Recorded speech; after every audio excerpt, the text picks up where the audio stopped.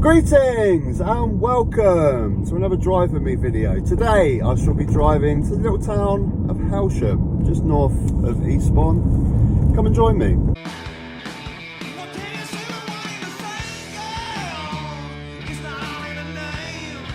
Now, as always with my Drive With Me videos, I will be time-stamping all the various topics that I talk about down below, so if you want to skip to a certain topic you can do so, or you can join me for the whole drive.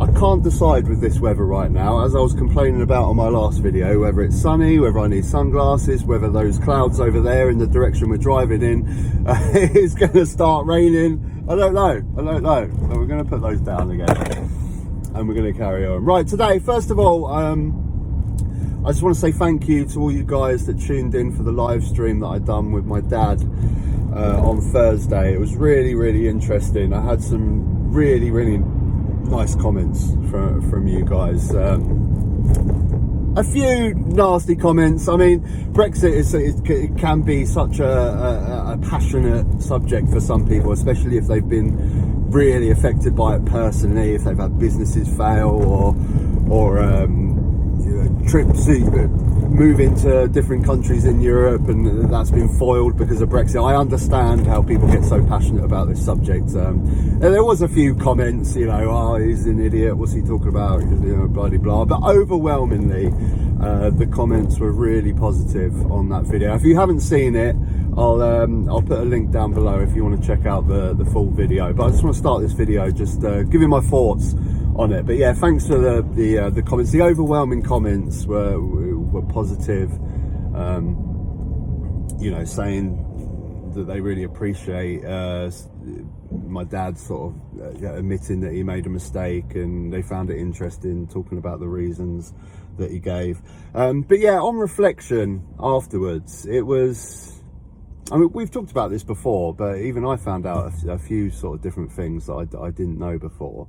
But my dad's main reasons for voting Brexit were mainly came across as old prejudices from the past that were passed down from his father. I think his father, my grandfather, was quite resentful when we didn't get included in the EU at the start, and I can't remember his name, but I know some of you guys have said in the comments there was a particular French leader that was involved with that, and as soon as he passed away was when we were allowed into the EU. But there was definitely some bitterness there, like we weren't really invited to the club, and that sort of passed down to my father. And after that, after having the prejudice, he just got suckered into a lot of these negative stories about rules and regulations and not having a say in the EU. And I did get my message across that we had a massive say in the EU. The majority of laws, especially on banking and things like that, were created by us. But it's fuel for the fire. Once you've got that prejudice that's been passed down generations, you will get suckered into any bad propaganda about the EU, and that's what happened with my father. But it's such an interesting, it's just a weird thing. I've always said that there's kind of like three main arguments for why people wanted to leave the EU and why they wanted Brexit. You obviously had the racist element that was there, okay, and Farage and that fed into that with the anti-immigrant propaganda. A statement that a lot of people use is not every Brexit voter is racist, but every racist voted for Brexit. And I don't really think you can feud that comment. I think, what racist would not want freedom of movement? I think that statement is obviously true. So that element was there. The other element is on the other side with the billionaires in this country that didn't want our Cayman Island tax retreats taken away by the EU, which is what was being proposed. And that was where the money was to fuel the whole thing with Brexit, wasn't it? That's where the cash was. But then you've got my dad's side, and this is what we were talking about in the live stream, and this is what we were diving a bit further into, and it was really interesting because I think that was a large portion, maybe even the largest portion of my dad's generation that just had this obsession with the transition from what they call the common market to the EU. So I mean, basically my understanding is as the EU grew, more regulation came involved, you know, freedom of movement, more countries joined the EU, and this notion of the common market, I like the common market, this is what they say, and this is what my dad says. We like the common market, but we don't like what the EU has come to. All the laws and regulations. This is what you hear so often, isn't it? Over and over again. We want to trade with Europe, but we don't like the laws and regulations. But I mean, the fact of the matter is these things go hand in hand. The reason that we have regulation and laws from the EU is so we can trade freely. You know, they both go hand in. You can't really have one without the other. You know, the reason that we get to prosper from trading, we used to prosper from trading so freely with the rest of the EU, is because we all shared the same laws and regulations on trade. You know, if I have a cheese business, all my packaging is got to be identical to France and all the other EU countries, so I can make it and I can ship it to France tomorrow and it can be sold over there, and we all prosper from these laws and regulations. Same with working laws and freedom of movement, so we can, there's no issue of going over to Barcelona in Spain and just hand in my identification over and start working, because we're all intertwined in the same rules and regulations. And it's just so bizarre when you hear this is a main argument, like what my dad showed in the video. One of the main arguments is we want to trade with Europe. You know, Farage used to say this all the time, didn't he? We want to trade with Europe, but we don't want the laws and regulations. Well, you can't have both. You can have both, but at a much greater expense, and businesses in this country won't be able to trade as easily. That's the whole point. But yeah, it's really bizarre, and I don't know.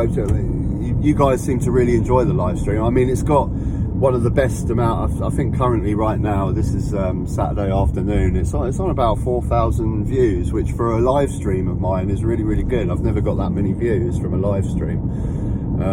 So you obviously enjoyed it, and I know a lot of you guys commented and said that you'd like to have my dad on again. So maybe we'll talk about this subject again into further detail. But I think it also shows something very, very interesting. And anyone that's watched the video, I don't think can say that my dad is not a reasonably intelligent guy. I mean, you're not going to get that from him, that he's stupid. You know, he's got a good, reasonable amount of intelligence. So I think it's quite interesting to show the example of how the Brexit propaganda got into, you know, intelligent. It doesn't just hit the minds of the knuckle-drugging racists. You know, that side of it was there, obviously, but they also managed to convince, you know, reasonably intelligent people that this was the way forward.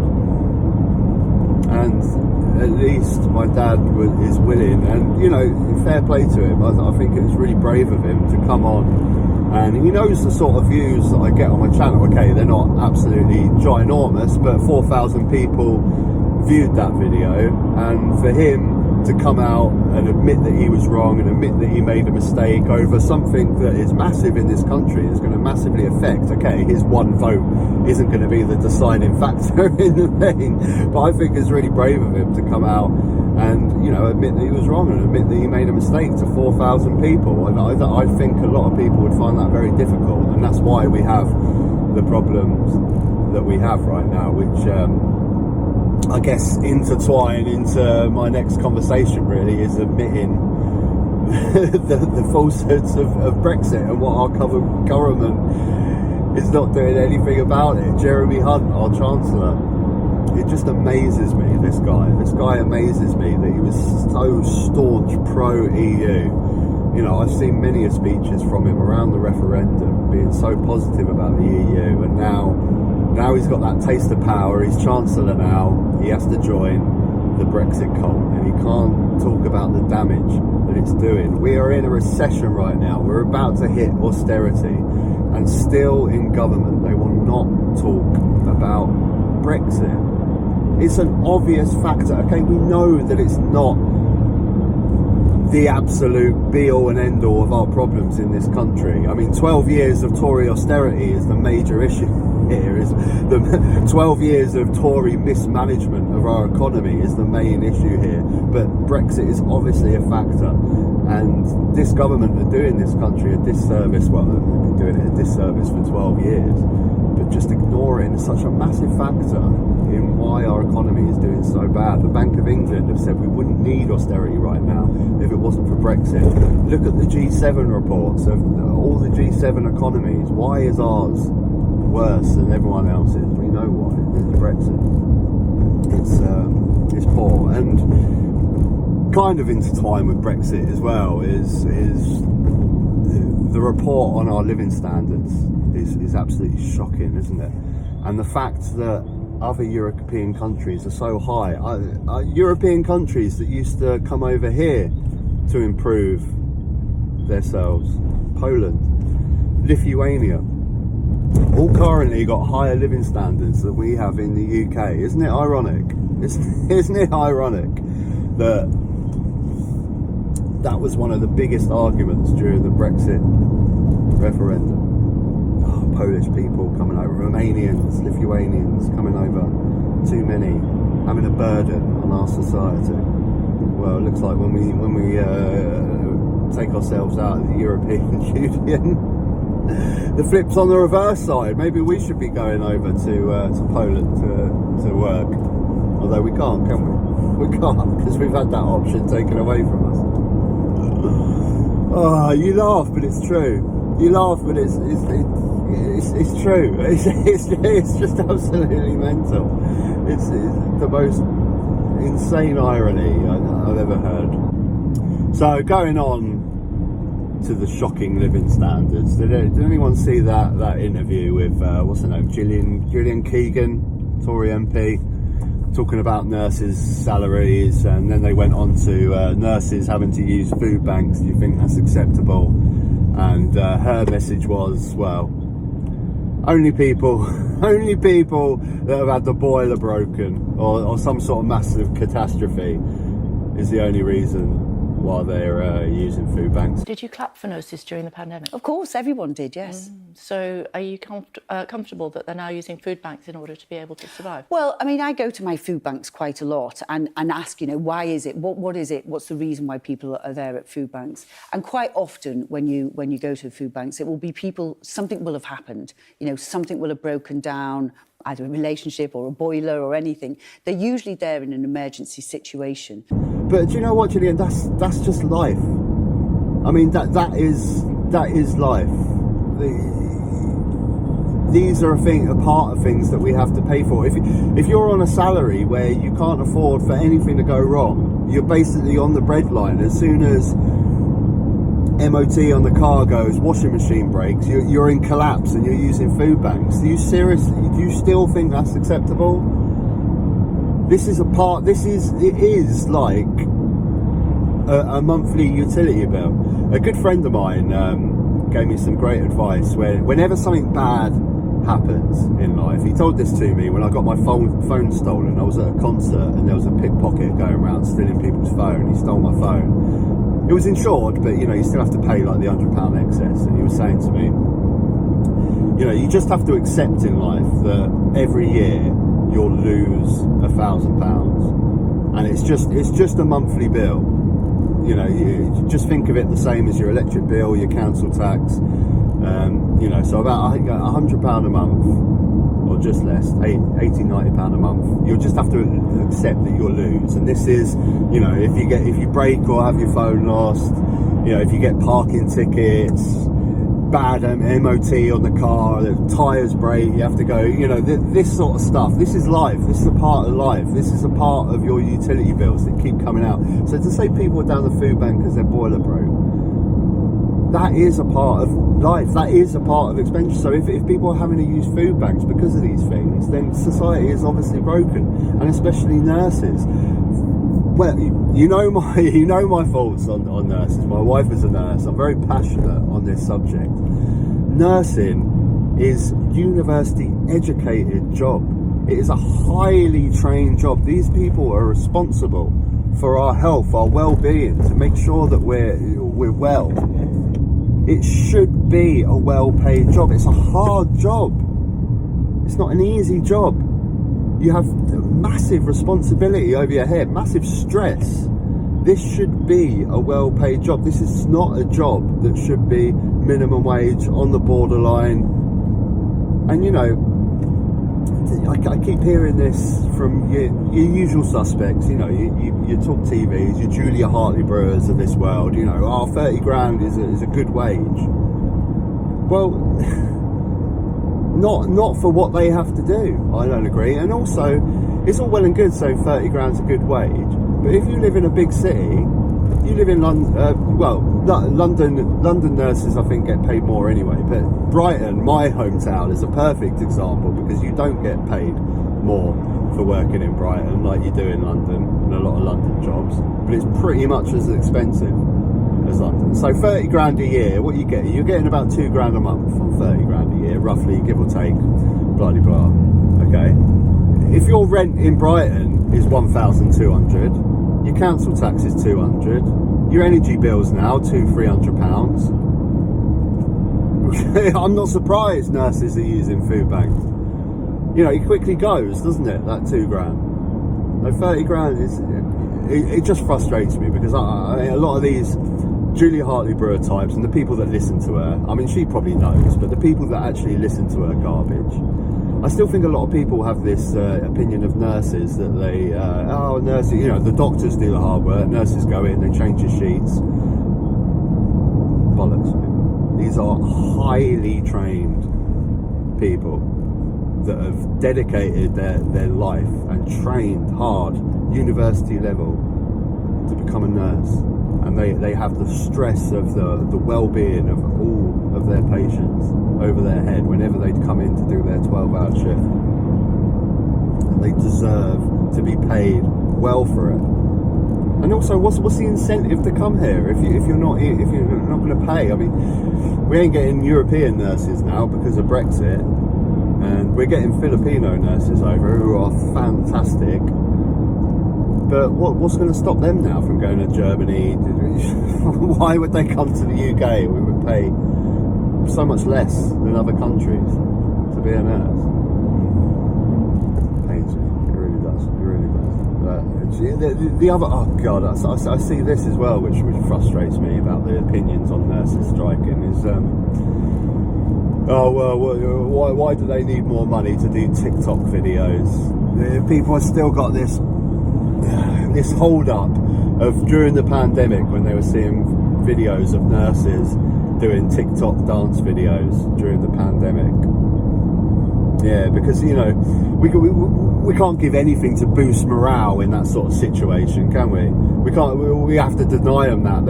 They have to be on the job just watching people die permanently during the pandemic.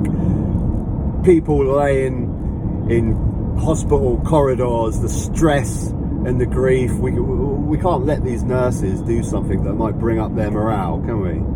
In the one little bit of spare time that they have. We can't even give them a break. How deserve they have a break? We're in a pandemic, having a break, doing TikTok videos to boost morale. How dare they? Fucking winds me up. Winds me up so much. I hate it. Oh my God. Oh, nurses need to get paid more. I don't care where it comes from, but not just nurses as well. Everyone does. Teachers, everything. Anyway, moving on.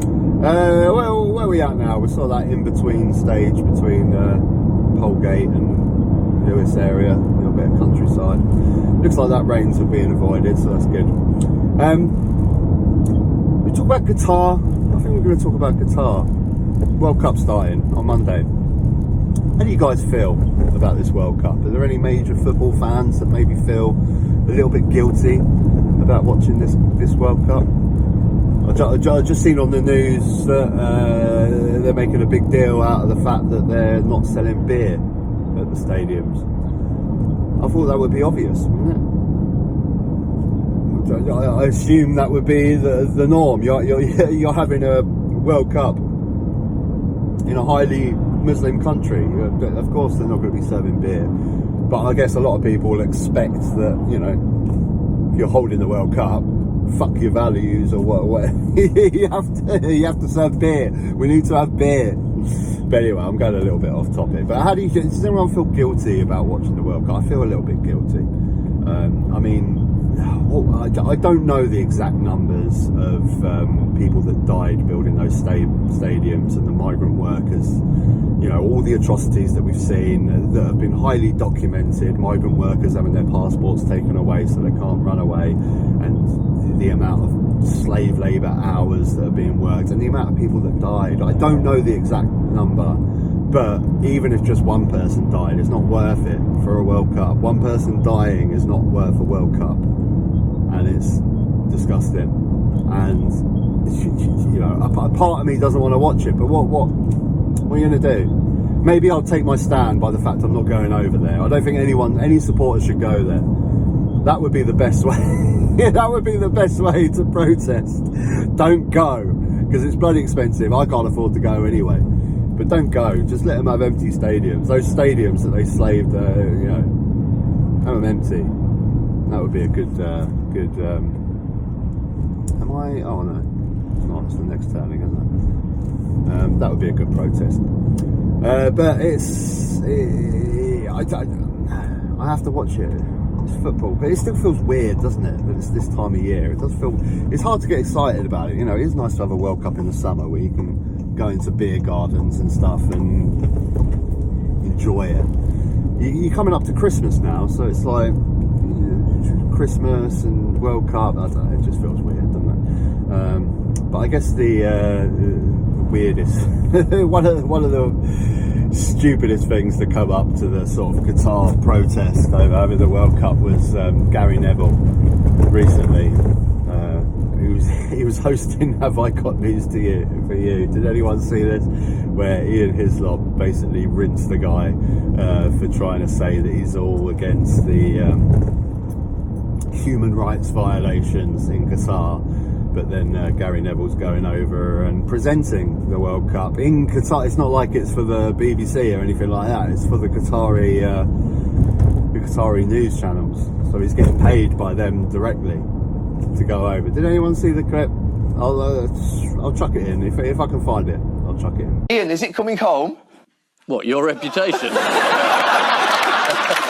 The others have been very gentle with you, Gary, but I mean... Thanks, Ian. The elephant in the room is still there. I mean, you're commentating there, aren't you? Yeah. And what's the defence? You've got a choice, I think, haven't you? What, going or not going? Well, my view always has been that you either highlight the issues and challenges in these countries and speak about them, or you basically don't say anything, you stay back home and don't go. And I've always said we should challenge them. There's another option. You stay at home and highlight the abuses.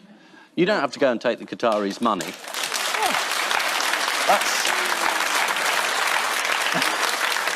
I'm not trying to be tiresome, but I mean, it's not a very good defence. But he hasn't got a leg to stand on, has he, Gary Neville? I mean, what is he doing going on Have I Got News to You? Do you think he wasn't going to get grilled on this? I mean, don't go up against Ian Hislop, mate. You're never going to win. He's brutal. He's always going to destroy you. What were you even thinking about going on the show?